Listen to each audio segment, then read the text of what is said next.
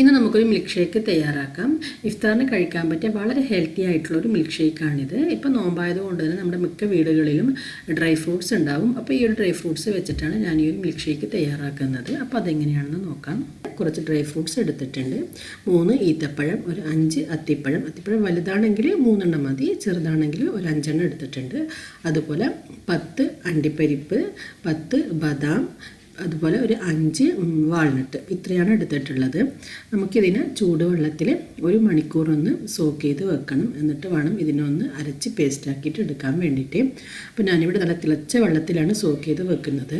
നമ്മളിപ്പോൾ നോർമൽ വെള്ളത്തിൽ ചെയ്യാമെന്നുണ്ടെങ്കിൽ ഒരു 5-6 മണിക്കൂർ വെക്കേണ്ടി വരും. നല്ല തിളച്ച വെള്ളത്തിലാകുമ്പോൾ പെട്ടെന്ന് ഇത് നല്ല സോഫ്റ്റായിട്ട് വരും.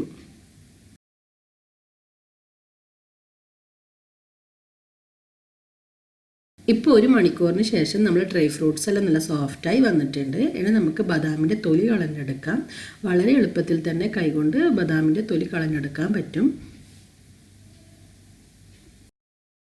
ഇനി നമുക്ക് ഈ ഒരു ഡ്രൈ ഫ്രൂട്ട്സ് മുഴുവനും നല്ലവണ്ണം അരച്ച് പേസ്റ്റാക്കി എടുക്കണം. അപ്പം മിക്സിയുടെ ജാറിലേക്ക് നമുക്കിത് ഇട്ട് കൊടുക്കാം.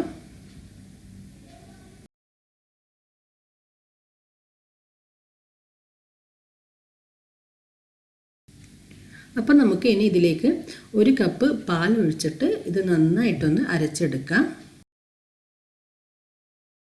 അപ്പോൾ ഞാനിവിടെ ഇത് ഒട്ടും തന്നെ തരിയില്ലാതെ നല്ല സ്മൂത്ത് പേസ്റ്റ് ആക്കിയിട്ട് അരച്ചെടുത്തിട്ടുണ്ട്. ഇനി ഞാനിതിലേക്ക് ഒരു 1/4 കപ്പ് ക്രീം ചേർക്കുന്നുണ്ട്. അപ്പോൾ നിങ്ങളടുത്ത് ക്രീം ഉണ്ടെങ്കിൽ ചേർക്കാം, ഇല്ലെങ്കിൽ പ്രശ്നമൊന്നുമില്ല. ഇനി നമുക്കിതിലേക്ക് പാല് ചേർത്ത് കൊടുക്കാം.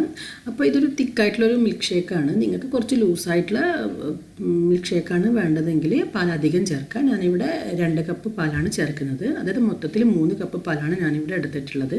നിങ്ങൾക്ക് കുറച്ച് കട്ടിയായിട്ട് തോന്നുകയാണെങ്കിൽ നിങ്ങൾ കൂടുതൽ പാല് ചേർത്താൽ മതി. നിങ്ങൾക്ക് ഈ ഒരു മിൽക്ക് ഷേക്ക് നല്ല തണുപ്പ് വേണമെന്നുണ്ടെങ്കിൽ പാലൊന്ന് ഫ്രീസറിൽ വെച്ച് കട്ടയാക്കി എടുത്താൽ മതി. അതല്ലെങ്കിൽ പാൽ നന്നായിട്ടൊന്ന് തണുപ്പിച്ചെടുക്കാം. ഞാനിവിടെ മധുരത്തിന് വേണ്ടിയിട്ട് പഞ്ചസാര ചേർക്കുന്നില്ല. കാരണം ഇതൊരു ഹെൽത്തി ആയിട്ടുള്ളൊരു മിൽക്ക് ഷേക്ക് ആയതുകൊണ്ട് തന്നെ തേനാണ് ചേർക്കുന്നത്. അപ്പോൾ നമുക്ക് മധുരത്തിന് ആവശ്യമായ തേൻ ചേർത്ത് കൊടുക്കാം. ഈ തേൻ ചേർത്തതിന് ശേഷം വീണ്ടും നന്നായിട്ടൊന്ന് അടിച്ചെടുക്കാം. അപ്പോൾ ഞാനിവിടെ അടിച്ചെടുത്തിട്ടുണ്ട്. നമുക്കാണ് ഇതിനൊരു സെർവിങ് ഗ്ലാസ്സിലേക്ക് ഒഴിച്ചു കൊടുക്കാം. പിന്നെ ഈ ഒരു മിൽക്ക് ഷേക്കിന് കുറച്ചുകൂടി ടേസ്റ്റ് വേണമെന്നുണ്ടെങ്കിൽ നിങ്ങൾക്ക് ഇതിലേക്ക് വാനില ഐസ്ക്രീം ചേർത്ത് കൊടുക്കാം. ഞാനിപ്പോൾ ഇതൊരു ഹെൽത്തി ആയിട്ടുള്ളൊരു മിൽക്ക് ഷേക്ക് ആയതുകൊണ്ടാണ് ഞാൻ വാനില ഐസ്ക്രീം ചേർത്ത് കാണിക്കാത്തത്. ഐസ്ക്രീം ചേർത്ത് അടിക്കുമ്പോൾ നല്ലൊരു ടേസ്റ്റാണിത്. അപ്പോൾ നിങ്ങൾക്ക് കുറച്ചുകൂടി ടേസ്റ്റ് വേണമെന്ന് തോന്നുകയാണെങ്കിൽ നിങ്ങളിതിലേക്ക് ഐസ്ക്രീം കൂടി ചേർത്തിട്ട് അടിക്കാം.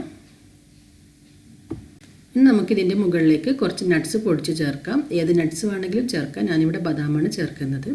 അപ്പോൾ നമ്മുടെ വളരെ ഹെൽത്തി ആയിട്ടുള്ള മിൽക്ക് ഷേക്ക് ഇവിടെ റെഡി ആയിട്ടുണ്ട്. അപ്പം ഇഫ്താറിന് നിങ്ങളിതെല്ലാവരും ഒന്ന് ട്രൈ ചെയ്ത് നോക്കണം. അതുപോലെ ഈ ഒരു വീഡിയോ നിങ്ങൾക്ക് ഇഷ്ടമായെങ്കിൽ ലൈക്ക് ചെയ്യാനും ഷെയർ ചെയ്യാനൊന്നും മറക്കരുത്. അതുപോലെ നിങ്ങൾ ഇതുവരെ എൻ്റെ ചാനൽ സബ്സ്ക്രൈബ് ചെയ്തിട്ടില്ലെങ്കിൽ സബ്സ്ക്രൈബ് ചെയ്യാനും മറക്കരുത്.